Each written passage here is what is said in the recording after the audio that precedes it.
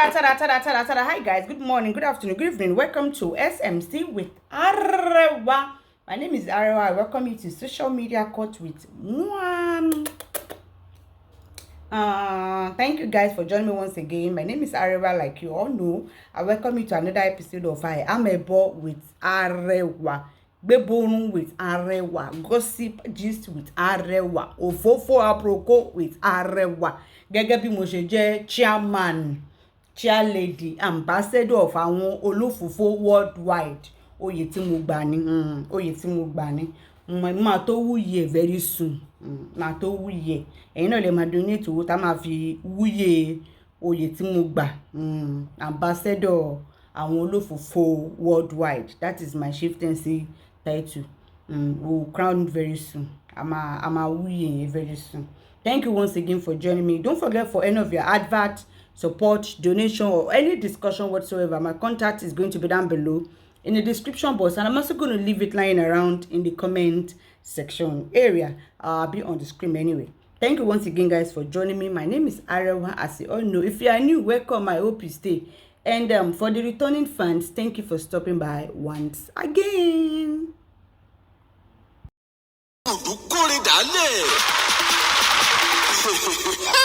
ìrèdè ẹ máa yọ̀ torí ń tẹ̀ ń wá lọ Sókótó ti wà lápò ṣòkòtò yín. Legacy Food ní gbogbo tó jọmọ́ oúnjẹ lẹ́wà àti tòkè òkun ti bá rọrùn dé. Ọ̀gá ni wọ́n nínú kábániṣètò oúnjẹ. Ṣé tilẹ̀ wa ni àbí tòkè òkun Continental Foods? Bá a ṣe ń distribute ní Nàìjíríà bẹ́ẹ̀ là ń ṣe káàkiri òkè òkun. Àwọn oúnjẹ aládìídùn tá a ti package bí ẹja gbígbẹ, ọ̀fadà rice, èlùbọ́, gàrí, irú, ẹ̀wà olóyin àtàwọn oríṣiríṣi ohun ìsebẹ̀. Báwo lẹ ṣe fẹ́ sí ní Legacy Foods? Bá a ṣe ń tà á lẹ́jẹ̀wọ̀n láǹfààní tún wà fún àwọn alára tútà láti wá kó lọ́pọ̀ yanturu pẹ̀lú owó péréte. Tẹ́sí máa rí èrè lọ́pọ̀lọpọ̀. Dádì, mọ́mì, gbogbo ẹ̀yin ilé ìtajà ìgbàlódé tó jẹ́ ti oúnjẹ. Ẹ má làágùn jìnnà. Ti yín ni láti rán Legacy Food níṣẹ́, á sì jẹ bó ti tó àti bó ti yẹ. Ó sì ṣe àwọn aláṣẹ ìgbàlódé tó jẹ́ ojúlówó lẹ́yìn fẹ́. Legacy Food ní ẹ kàn sí because we are modern and culture service provider. Láti bá wa dòwò pọ̀, ẹ kàn sí Legacy Foods tó wà ní Nàìjíríà. Lake Holland International Limited, Mesa Village, Kọ́bápẹ́, Abẹ́òkúta. Telephone 0902-022-5804. Tàbí lórílẹ̀-èdè Amẹ́ríkà ní Legacy Africana Market, 671 Bay Street, Thousand Island, New York, 10304. Telephone +192-935-35385. Ní Legacy Foods, we set the legacy. Let's get into it. So there is a video of Ooni. The video was sent to me several times, and a lot of you people called me left and right, even the haters. And the haters that were meted by the cine, so see your bar me, see your bare, that the governor snubbed him. The governor snubbed Kabiyesi at a function. The video was going around the internet, and people were saying a lot of things, commenting and all that. When I saw the video, for those of you that called me, you know that I just told you guys that Enisuru, that video is not the full video. It was deliberately cut the way all these haters does. The person that did that was just trying to be malicious and mischievous. Mo sọ fún yín pé kẹ́ ní sùúrù pé video yẹn kò ń ṣe complete video nìyẹn. Ẹni yẹn mọ̀ gbé irú video bẹ́ẹ̀ yẹn ó cut ẹ̀ ni. And a lot of you people were just, although the full video has been out, I'm going to show you the full video that from the government house, from the governor himself, said that the attention of the Ogun State government has been drawn to a doctored video being circulated on social media by agents of the opposition and fake news peddlers. The Ooni of Ife enjoys the best of the relationship as evident by the cordial exchange of pleasantries at the palace of Oshemawondo, the chieftaincy coronation. We are by this medium appealing to the general public to disregard that doctored video in its entirety, while we have uploaded the original video for the public consumption. So that particular video was doctored. It was what? It was doctored. You will see the full video where that the Ooni was the one when he entered, into the event. The governor and the rest of them were already at the function. He greet everybody around, because he's going to be seated, the seats where the governor is. So greeted everybody around. The governor himself stood up again to go and greet the Ooni, to return the favor and go and greet the Ooni. You see Dele Momodu prostrating for the Ooni. You will see Dele Momodu prostrating. The Ooni was even introducing the governor to the Deji of Akure that was sitting beside him. You will see it in the original video. Look at the original video.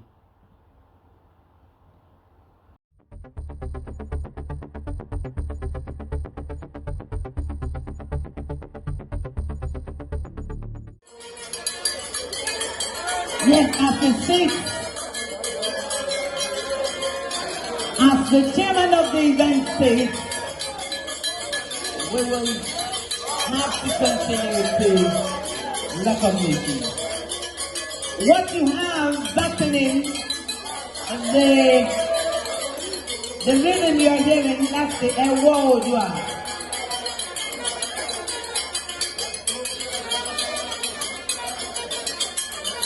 Thank you, please. Let's sit down as Baba said.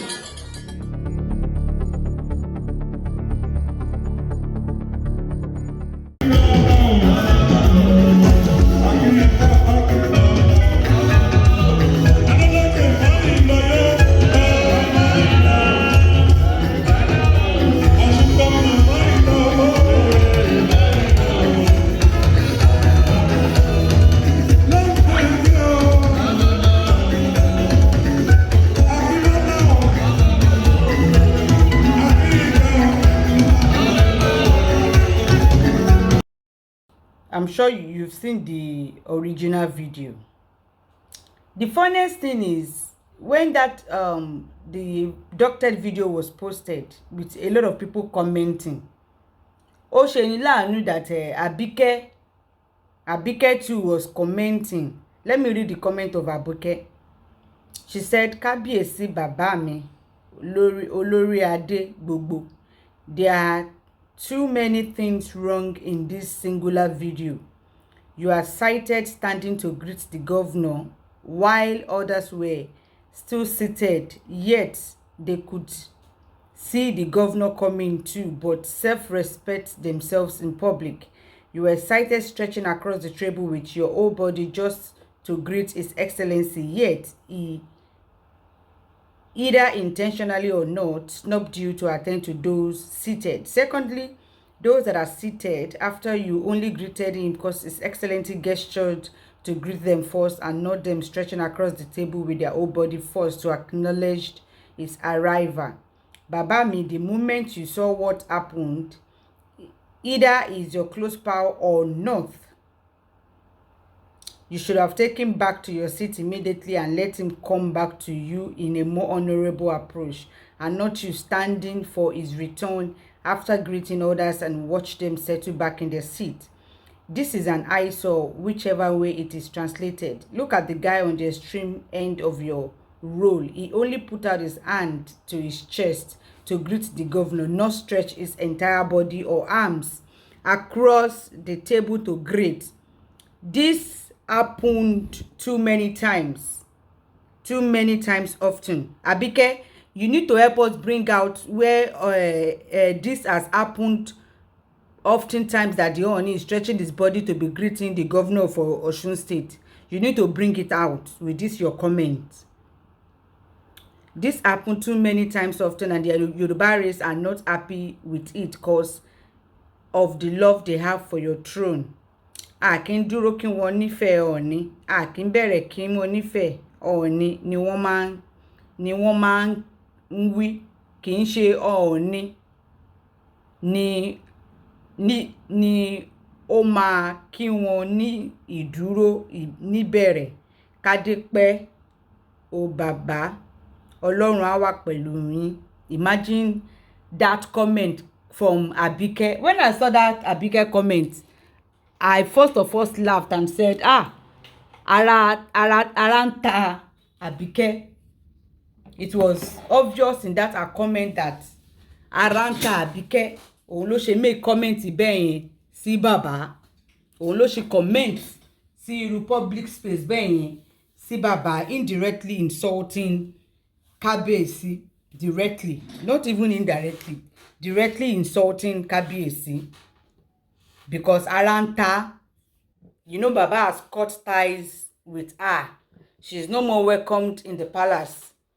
Somebody in the palace gan Baba ma bere pe talo mu wá, because Baba has cut ties with her. Baba ò kí ń bá sọ̀rọ̀ mọ́, wọn bá ṣe mọ́. And many people in Ife gan wọ́n retí ẹ̀ pé ọjọ́ tó bá wá báyìí níṣẹ́ ló máa yẹ̀yẹ́ ẹ̀. Wọ́n máa ṣe kí wọ́n máa yẹ̀yẹ́ ẹ̀ because ó tẹ̀ ti tẹ́.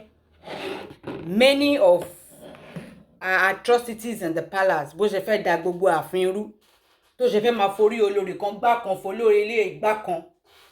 Even her friend ìyẹn olóyè Àṣàbí, ṣé mo rántí àbí what's her name, the cultural ambassador, that one has almost lost her job.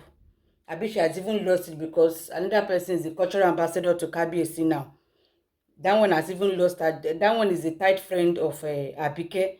That one will get close to the Oloris and be hearing and be used, and you know those ones, the Oloris are kúkúmá innocent.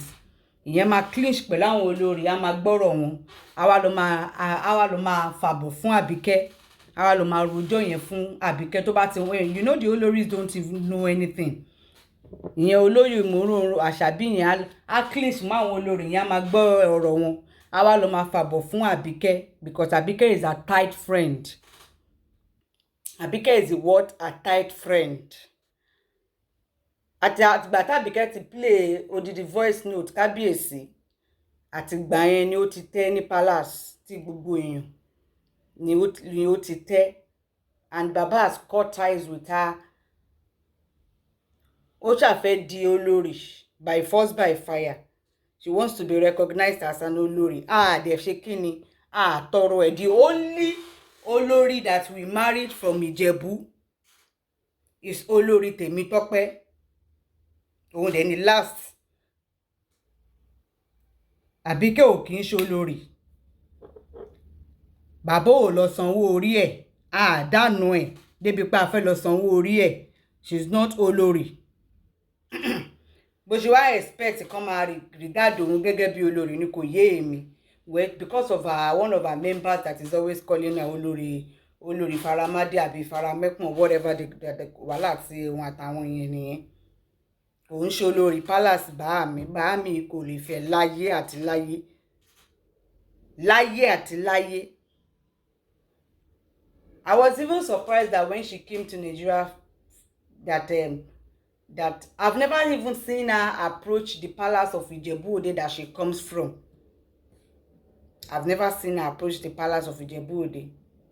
She's no more welcomed in the palace of Ooni. Baba ti cut ties pẹ̀lú her. She does not talk to her or anything again for a long time now. So ara ń ta, òun ló ṣe make comment yẹn. Ara ń kan. But Abike, you still need to come out because you've seen the full video. You've seen that other one was doctored. Even that before that you could even comment that comment is very, to me I was like ṣé nítorí pé bàbá ti pa ẹ́ tì òun ló ká ẹ lára lọ ṣe make irú comment, because kò yẹ kó make irú comment bẹ́ẹ̀ yẹn. wàá ṣàrántí ìgbà kan tí the going was good between you guys. Tí àwọn èèyàn bá ń comment irú comment bẹ́ẹ̀ yẹn, ó yẹ kó máa bá wọn wípé wọn kì í sọ̀kan báyẹn lórí public space. Being that you are even close to the palace, close to the throne, but because of pé ara ń kan, ara ń ta, wọ́n ti party, wọ́n ti break up láti ọdún wo sọ́dún wo, kò níyì mọ́, so ara kíkan yẹn. But when she now see that that video was doctored, the full video has been put out, I expected her to come out to make another comment or to speak on it. Don't were wrong with all those other people that commented on that doctored previous video. When the full video came out, ó yẹ kó recommend, but kò comment sí. Lot of good mind where she commented the other one. Even under the comment section for the one that she commented on that doctored video, people were dragging her there. That she even replied one and said, let me read that one. And she said, she replied the comment there when people were dragging her with that comment on the good mind on the Instagram. When those ones uploaded that doctored video, I think they've taken it down or something, I don't know. One person was dragging her, comments to make. People were dragging her there. She answered one and said, I'm not being ambiguous there, but it is you that should be honest with what you see clearly in the first video pulled down before posting this. Now, let me educate you small about tradition. This, our father here, is the Ooni of Ife, the progenitor and paramount ruler of Yoruba land. Is Arole Oja. He is the chairman of our traditional council in Yoruba land. Not even in Yoruba land, in the whole of Nigeria. He is the co-chairman of traditional rulers in the whole of Nigeria. So not just in Yoruba land, in the whole of, he's a co-chairman. Him and I think the Sultan of Sokoto Abiskano then. So Baba is occupying two important roles. She continued and said, is the chairman here. Baba should not be seen publicly stretching across the table the way he did to greet anyone, not to talk of anyone snubbing his handshake, either intentionally or not. He should take back to his seat the moment he saw him walk past him to greet others and allow him to come back to greet him in a more honorable approach. Can you see how the rest of the people sitting on the table greeted His Excellency? They made sure that the government made a pleasantry gesture before they rose. before they rose and greeted him in return. None of them remained standing like Baba did for him to greet everyone round. They only stood halfway for the handshake and sat back immediately. But Baba stood and kept stretching his whole body just to reach out to him, which should not be under any circumstances. The organized structure of the palace seems to have progressively collapsed. Can you imagine? Otherwise, things like this would not happen at all to the public consumption. You all should be honest and show your displeasure when you see things like this, so correction can be made. So that correction can be made. Baba is not just a king but Ooni. Ẹni tí ó ní ìtẹ́ Oòduà, he shall witness governors and many presidents, governors, ministries, and other government parastatal era. So why should he bow out of immunity to any political personnel when he's going to see many more? This is not humility but the desecration of the stool of Oòduà. Thank you. We Awatajomo Ile-Ife. He did not desecrate the two, our progenitor, our throne. Thank you, Abike. But you've seen that the video was doctored. You've seen the real video. Even from the governor's office, they've come out to talk about it. But comment Abike Ojemiloju ara kan ara títa ló ń kan ara kíta ni ó ń ta. ara ń kún ara ń ta ni, even ẹni tó ń support tó ń ṣe gbogbo ẹ̀ gan sef gan ó fẹ́ dá lé yẹn rú, ó fẹ́ bà lé yẹn jẹ́, ó fẹ́ forí wọn gbára ní palace. Ó fẹ́ forí ilé ìgbárò ilé forí olórí ilé ìgbárò ilé parọ́ mọ́ olórí ilé parọ́ mọ́ olórí ilé parọ́ mọ́ olórí ilé wọn máa da palace ìlú ẹlẹ́sẹ̀ òsì. Anyway o, ara kíkan ara títa òun ló jẹ́ kábìrẹ́ kọ́mẹ́ǹtì irú kọ́mẹ́ǹtì bẹ́ẹ̀ yẹn. Ká ní the going was still going between she and the Ooni and the palace, she will not make that comment. So when I saw that comment, I just laughed and said, oh, ẹ̀yin ìyàwó yẹn ló tẹ̀ send ẹ̀ sí mi. I was like, the going is no more going good. That is why she's commenting. When the going is going good, kò lè comment irú comment bẹ́ẹ̀ yẹn. The going is not going good. Even people deducted that from the comment sef that àwọn èèyàn tó send ẹ̀ gan pé Arẹwà ó dàbẹ́ ni wípé the going is not going good between Abike and the palace àbí àná Ooni o. Look at her comment o and the blah blah blah. I was like ó ti fojú wọn now. It is quite very glaring. Anyway, let's move on jàre ká sọ̀rọ̀ gidi. Ẹ káàárọ̀, ẹ káàsán, ẹ káalẹ́. Àgbo ìbílẹ̀ solution lòun kí yín. Ṣé ẹ̀yin olólùfẹ́ àgbo ìbílẹ̀ solution tẹ́ fẹ́ mi lójú, tẹ́ fẹ́ mi lọ́wọ́, tẹ́ fẹ́ mi lára, tẹ́ nífẹ̀ẹ́ mi dénú, tẹ́ trust mi láti send owó sí mi láti bá yín ṣe gbogbo nǹkan tẹ́ bá fẹ́. Ẹ ṣé mo dúpẹ́ ẹ̀yin olólùfẹ́ àgbo ìbílẹ̀. Ọmọ yín rèé, ọ̀rẹ́ yín rèé, àbúrò yín, ẹ̀gbọ́n yín, ìyá yín. Once again, àgbo ìbílẹ̀ solution. A tún wá sórí ètò àgbo ìbílẹ̀ solution láti wá polówó àgbo ìbílẹ̀ solution. Lórí àgbo ìbílẹ̀ solution, a ní 3-in-1 àgbo jẹ̀dí fọ́kùnrin. Tẹ́ bá fẹ́ ńlá, a máa ṣe fún yín. Tẹ́ bá fẹ́ 5 litre, a máa ṣe fún yín. Àgbo ìbílẹ̀ solution lélẹ́yìí 3-in-1 jẹ̀dí ọ̀pẹ̀yìn àti alẹ́. A ní alẹ́ powder náà. Tẹ́ bá fẹ́, a ní alẹ́ liquid, a ní alẹ́ powder. Tẹ́ bá ti fẹ́ ni la máa ṣe fún yín. So àgbo 3-in-1 òun lélẹ́yìí, ṣé ti rí 3-in-1 yẹn lélẹ́yìí, ṣé ti rí. This is 3-in-1. So a ní àgbo oríṣiríṣi la ní. A ní àwọ̀ká, a ní which is táwọn olóyìnbó ń pè ní arthritis. Àgbo arthritis lélẹ́yìí. Àwọn olólùfẹ́ mi kan ló lélẹ́yìí báyìí, ṣé ti rí. Arthritis lélẹ́yìí, onírírẹ̀ lélẹ́yìí. Tẹ́ bá fẹ́ ní 5 litre, a máa ṣe fún yín. So a ní oní sísè náà. Tẹ́nìyàn bá ra onírírẹ̀, ó gbọ́dọ̀ rò ní sísè tó bá jẹ́ pé ó ti wà worst. Torí tó bá ti bọ́ sọ́wọ́ ẹ̀yìn, tó ti bọ́ sọ́wọ́ ẹsẹ̀, tó jẹ́ pé ẹniyẹn ti fẹ́ máa tiro, ó ti fẹ́ máa dùnyàn jù, a máa ń ṣe òrí fún un, a ṣe ọṣẹ fún un, a ṣe àgbo rírẹ̀, a ṣe oní sísè fún arthritis àwọ̀ká. Ṣé rí oní sísè ẹ̀ lélẹ́yìí, ṣé ti rí. Àwọn olólùfẹ́ mi kan ló lélẹ́yìí báyìí. Oní sísè yẹn nìyẹn. A ní oní sísè, a ní onírírẹ̀. So ìtẹ́ ẹ bá ti fẹ́ ni òun la máa ṣe fún yín. Ẹ̀yin olólùfẹ́ àgbo ìbílẹ̀ solution, tí obìnrin ò bá rí nǹkan oṣù ẹ̀, tí nǹkan oṣù ẹ̀ bá ń ṣe ségesège, a ní àgbo fún. Àgbo period, láti jẹ́ kí period ẹ̀ wá regulate, kó wà normal, a ní fún.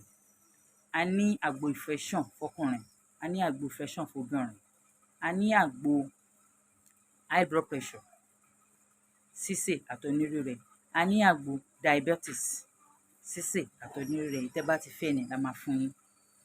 A ní low sperm counts. Low sperm counts wọ oríṣi méjì ni. Tẹ́ bá ti fẹ́ la máa ṣe fún yín. Oní sísè wà, onírírẹ̀ wà. So tẹ́ bá ti fẹ́, a dẹ̀ ló ní pamí náà, la máa fi pamí ṣe. So tẹ́ bá ti fẹ́ la máa ṣe fún yín. So a wá ní àgbo ní tẹ́yin olólùfẹ́ mi mọ̀ nílé lóko. Fertility treatment wà very very important lára obìnrin. This is our fertility treatment. Mi ì tí yí padà yan ẹ̀yin olólùfẹ́ mi. Ọwọ́ ta ṣe ń lò náà la ṣe ń lò. Fertility treatment, this is part of that fertility treatment as well. Ẹni tó bá ti rà rí àmọ́. A ní fertility treatment fóbìnrin tó ń wojú Ọlọ́run, tó fẹ́ conceive. A ní tó dẹ̀ ń ṣe period. Because ẹ lè lo fertility treatment kẹ́ má ṣe period. Ẹ gbọ́dọ̀ ṣe period kẹ́ tó lo fertility treatment. Tí period yín bá 6, ẹ gbọ́dọ̀ lo nǹkan tí period máa fi wá ná kẹ́ tó lo àgbo fertility. So ẹ̀yin olólùfẹ́ mi, ẹ kàn sí mi. Tí ẹ bá lè rán dádì wá, ẹ pè mí fúnra yín, ẹ explain, a jọ share ìfẹ́ tajọ ní fúnra wa, a jọ help ara wa. ẹ̀yin náà dẹ̀ lè help yín, èmi náà lè help yín, a wà fúnra wa fún ni. So a ní nǹkan lóríṣiríṣi tẹ́ bá fẹ́. A ní ọṣẹ ìwẹ̀, òun ni mò ń lò, òun leléyìí. Àwọn olólùfẹ́ mi ti order lọ. Ṣé ti rí? This is 1 litre. So a ní kékeré, a ní ńlá. Ẹni tó bá fẹ́ fi test, wọ́n lè ra kékeré, wọ́n lè ra ńlá. Kékeré ẹ̀ leléyìí. Ṣé ti rí? It's the black soap. Gbogbo nǹkan tá fi ṣe just a natural. Kò sí pé wọ́n mix chemical kankan mọ́. Everything is natural. Òun lèmi ń lò. Tẹ́ bá rójú mi, mi ì fi nǹkan kan sójú o. Ṣé ti rí? Kò sí nǹkan kan lójú mi o. No makeup, nothing. This is plain. Ṣé ti rí? Ọṣẹ yìí lèmi ń lò. So ẹ̀yin olólùfẹ́ mi, tẹ́ bá ti ready, ẹ kàn sí mi Agbo Ìbílẹ̀ lórí SMC Arẹwà lórí YouTube. Nọ́mbà mi ò pé méjì. I'm still using the same number 07063559591. Mo tún repeat ẹ̀ 07055559591 07063559591. Nọ́mbà mi nìyẹn. A wá ní òrí fún àwọn ọmọdé tí irun wọn ń já àbáwọn àgbàlagbà tí irun wọn ń já tó jẹ́ pé gbogbo iwájú orí wọn torí wíìgì á ti já lọ. Ẹlòmíì iwájú irun ẹ̀ máa ń já torí òtútù. A ní òrí yìí fún un. Ṣé rí òrí yìí? Tẹ́ bá ti fi pa, ó ṣiṣẹ́ gidi. Àwọn olólùfẹ́ mi dẹ̀ wọ́n ń bèrè sí i. Lẹ́sẹ̀kẹsẹ̀ náà ń bèrè sí i. Ìta ní àti tà tán, a ṣe fẹ́ ṣe another one ni. Tẹ́ bá order ọjà lénìí, tẹ́ bá send owó lénìí, ọ̀la ọjà yín máa ti ready and deal ọjà. So anything tẹ́ bá need, ẹ pè Agbo Ìbílẹ̀. Agbo Ìbílẹ̀ wà fún yín. So a tún ní sweetener fún ẹ̀yin obìnrin tó yẹ pé ẹ kì í feel sex. Tó máa fọwọ́ kàn yín, ara yín ò ní fi. Bí àwọn dádì wa dẹ̀ ló ń fọwọ́ kàn yín débẹ̀ ni o. Bẹ̀tà ní nǹkan tá máa fi help yín tó yẹ pé táwọn náà bá ń ṣe, á dùn mọ́ wọn, á dùn mẹ́yìn náà. Ṣé ti rí? A ní powder sweetener. So eléyìí míìkì lẹ máa fi mu. Ó wà lóríṣiríṣi. A ní oyin, honey, a ní honey. So a ní sweet. Ṣé ti rí sweet wa lélẹ̀. A ní sweet. So tẹ́ bá nífẹ̀ẹ́ sí, a ní lóríṣiríṣi. So tẹ́ bá nífẹ̀ẹ́ sí, a ní waist bead. So today being Thursday, there's supposed to be a conquest this thing about Mohbad's death on yesterday Wednesday, but it didn't take place because they said the court is on strike. So the court sitting did not take place on Wednesday the 15th that it was scheduled because of pé wọ́n ní court were on strike. I don't know why. Don't ask me what happened that the court is on strike because I literally do not know. I didn't do investigation on that one before I come to make this podcast. But let's say it has come up now. We would have, at least the nurse would have, total time the nurse máa sọ̀rọ̀, and Mohbad's younger brother that refused to, talk to the last time that Wunmi was interviewed, that Wunmi spoke. The brother of Mohbad was supposed to be the second person that would talk that day, but he went inside and said he's not feeling fine, his stomach is paining him, that he cannot talk. Even the lawyers there were furious. Like, what do you mean? This same person that went outside to go and be buying chairs, and tó lọ síta tó ra Chelsea, tó Chelsea pẹlẹbẹ, tó mu Chelsea back and forth. Ó wá dìgbà tán wá pè pé kó wá sọ̀rọ̀ nípa òkú ẹ̀gbọ́n ẹ̀, ọmọ ìyá rẹ̀ àbí ọmọ bàbá ẹ̀. Kó wá sọ̀rọ̀ nípa nǹkan tó mọ̀ nípa òkú ẹ̀gbọ́n ẹ̀, ẹ̀jẹ̀ ẹ̀. Ló bá sọ pé inú ń rò òun o, kinní kan ń ṣẹlẹ́dẹ̀ o, òun ò lè sọ̀rọ̀ o, òun ò feel like láti sọ̀rọ̀ o, igbá kan àwo kan o. Ó dàbẹ́ ni wípé àwọn èèyàn tó wà ń kọ́ tí wọ́n sọ pé inú bí wọn dé, tó dàbẹ́ ni pé kí wọ́n gbégbà tí fún pẹ̀lú nǹkan tó ń sọ yẹn. As if it was a joke. This is your brother that we are talking about. Even the public are more invested in justice for Mohbad than the immediate family itself. The general public are more interested in justice for this guy than the family itself. It's just that the family is against themselves. Mohbad's mother joined Wunmi with Mohbad's brother versus Mohbad's father. Mohbad's father does not have anybody. Ó dá dúró ni. Òun àti Christy ni. And I'm sure his son will vindicate him. Pẹ̀lú gbogbo ìyà ìṣẹ́ tó fi tọ́ Mohbad débi tó dé yẹn, bàbá Mohbad will be vindicated. Ìyẹn sure. Ó máa borí gbogbo wọn tí wọ́n gang up. Ó ṣe mí láàánú for Mohbad's mother, Abiagba, tó lọ bí orí tó ṣọ́ngi for 15 years. Bàbá yìí ló tọ́ ọmọ yìí ló ṣe gbogbo ẹ̀. Ìgbà tọ́mọ yẹn kú tán, tó yẹ pé ó kú, Wùmí tóun clinch mọ́ nítorí owó ìyá Mohbad. Ó ń sọ wípé òun ò pé bàbá, òun ò lè pé bàbá because òun àti bàbá was in good time. Can you imagine that statement coming from Wùmí? If I was in the court, I would feel like slapping her for making that comment, that you could not call your father-in-law when his son died because of you lied that he brought girlfriend to his son's house. When he gave birth, he asked for the placenta. Ìgbà kan, àwo kan, ọ̀rọ̀ dídìnrín. At that moment, ṣó yẹ kó tiẹ̀ rántí, ṣé nǹkan tó yẹ kó tiẹ̀ rántí ni nígbà tí Mohbad kú tó wá sọ pé ò pé bàbá ẹ̀ on purpose because you and the father were not in good times at that time. Should that be the concern, that you will not call the father? Should whatever, that excuse is the most useless excuse I've ever had. Ọlọ́run kúkú ṣe pé ọmọkùnrin náà ni wọ́n náà bí. Put yourself in Mohbad's father's shoe. If a wife of your son do that, say that, how would you feel? Pé bàbá dé, bàbá bá òkú ọmọ ẹ̀, tẹ́ ti kí òwú sí nímú, tẹ́ ti gbé ìyọ̀lé láyà. Mo tẹ̀ fẹ́ béèrè, yẹ kán béèrè lọ́wọ́ Wùmí pé ta ló gbé ìyọ̀lé láyà, ta ló fi òwú sí Mohbad nímú? Nígbà tí wọ́n fi débẹ̀, ta ló fi kíní sí nímú, ta ló gbé ìyọ̀ sí láyà?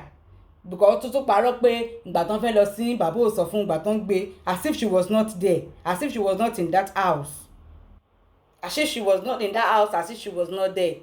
Acting as if everything was done behind her. Ó yọra ẹ̀ nínú gbogbo equation.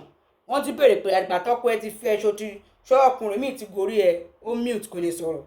Wọ́n béèrè pé ò dárúkọ Sam Larry, is there any relationship between her and Sam Larry?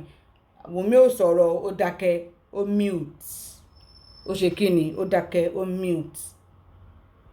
Anyway, mo ṣá mọ̀ wípé gbogbo bọ́n ṣe fẹ́ da ọ̀rọ̀ yìí lórí nurse, lórí prime boy. Mo mọ̀ wípé Ọlọ́run á vindicate nurse yẹn. Kí èèyàn máa rìn àárín fẹsẹ̀ sí òun lọ̀rọ̀ nurse. Àárín fẹsẹ̀ sí torí wọ́n ti pa Mohbad already kí nurse tó dé kó tó gún lábẹ́rẹ́. Ọmọ àwọn fẹ́ wá dá lé nurse lórí pé abẹ́rẹ́ tó gún ni àbí torí pé kò ń ṣe profession. Kí lẹ pè fún ẹ ṣe gbé lọ sí hospital? Why tẹ́ ṣe gbé lọ sí hospital when he was vomiting later? Ṣebí he say he does not want to go to hospital, he does not like hospital. So why did you people rush? Ó ti kú sílé already kẹ́ tó máa sọ pé ẹ fẹ́ gbé lọ sí hospital. Even prime boy said when he went to go and take his backpack on Monday, they didn't open the gate for him to enter. They just passed it to him in the gate because something was going on inside. Lè gbé lọ sí hospital because it was stabbed. That plane is a stab wound, not ìjà tó wọn àti prime boy jọjà. Ìjà olówó àti prime boy fẹ́ jà níṣò ní Kòròdú. When you are telling us that àwọn area boys ṣùrùbò mọ́tò tí Mohbad wà torí pé wọ́n fẹ́ gbowó lọ́wọ́ ẹ̀. So báwo ni Mohbad àti prime boy ṣe fẹ́ máa yọwọ́ ẹ̀ṣẹ̀ síra wọn tí àwọn boys surround wọn? Ṣó possible ni? Ṣé Mohbad ò ní bodyguard ni? Kò ní security tó ń tẹ̀lé ni? Ó ga o. DJ YK múlẹ̀ gidi gan ni Wùmí fún wa o. DJ YK múlẹ̀ ni o. But ẹ jẹ́ ká dé mú bẹ̀ ká máa wò. But I heard something that Wunmi's family, abi the mother, is planning to sue Baba Mohbad. Well, I want to believe that it's a lie, that it cannot happen. Because if indeed Mohbad's Wunmi's mother, abi family sued Mohbad's father, a jẹ́ pé ti fẹ́ wá bàbá ẹ̀mí fọmọ tó bí kalẹ̀ nìyẹn. A jẹ́ wípé Liam kì í ṣe ọmọ Mohbad. Because nǹkan tẹ́ fẹ́ sue bàbá Mohbad fún, gbogbo àgbáyé á béèrè lọ́wọ́ yín. Torí gbogbo ogún gbogbo everything in care ẹ̀yin ló wà. Bàbá ò ní nǹkan kan. Ẹ wo bí tí bàbá ń gbé náà. Pé ẹ fẹ́ wá sue bàbá yẹn. Ẹ fẹ́ ṣe láṣetán àṣejù. Àṣefara. Ẹ fẹ́ I heard it, but I want to do as if it cannot happen. I want to believe that so possible it cannot happen. But again, what is happening to the Nigeria police that we've not heard anything about the result of the autopsy till now? Kí ló ṣẹlẹ̀, kí ló dé?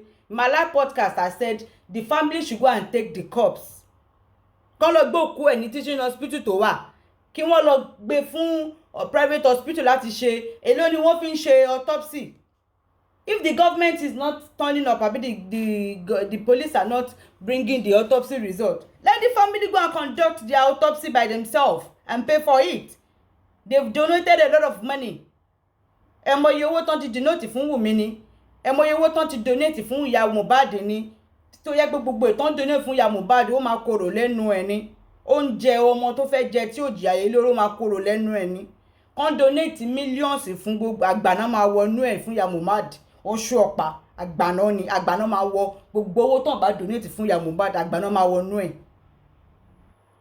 Oúnjẹ ọmọ Mohbad, ọmọ tó fẹ́ jẹ, tó ṣaláìsí, tó jẹ́ pé ó tún ṣe nǹkan tó ṣe yìí, ó máa korò lẹ́nu ìyá Mohbad, ó ṣú ọ. Bóyá ìyá Mohbad ti ní bàbá èmi tó fẹ́ fún àwọn ọmọ méjì tó kù tó bí fún bàbá Mohbad. If she can be going against Mohbad's father, you don't know the relationship, the closeness between Mohbad and his father before you came back in 2019. Before you came back in 2019, gbogbo nǹkan tí bàbá Mohbad saw was what his son told him. Kò kú bá yín gbélé, kò bá yín sunbẹ̀, kò ń ṣàjọjú ràn wá bẹ́ẹ̀. Anyway, let's get it on.